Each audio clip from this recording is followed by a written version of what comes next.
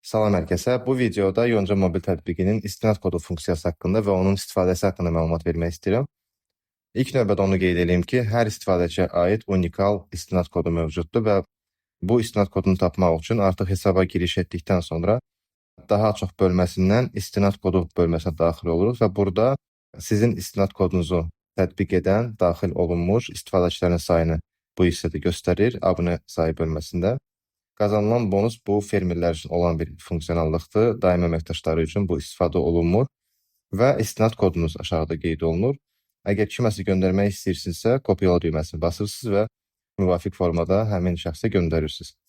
Fermerin telefonda öz istinad kodunuzu tətbiq etmək üçün isə daha çox bölməsindən abunəliyim bölməsinə daxil olursunuz. Burada istinad kod daxil et düyməsini klik edirsiniz və bu bölmədə öz istinad kodunuzu daxil edərək tətbiq edirsiniz.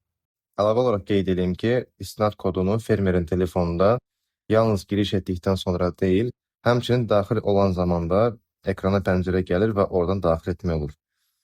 Gəlin bu hesabdan daxil olaq və daxil olan kimi gördüyünüz kimi avtomatik olaraq ekrana belə bir pəncərə gəlir və burada siz öz istinad kodunuzu yazaraq yadda saxla düyməsini klik edirsiniz və bununla da artıq həmin fermerə sizin istinad kodunuz tətbiq olunur.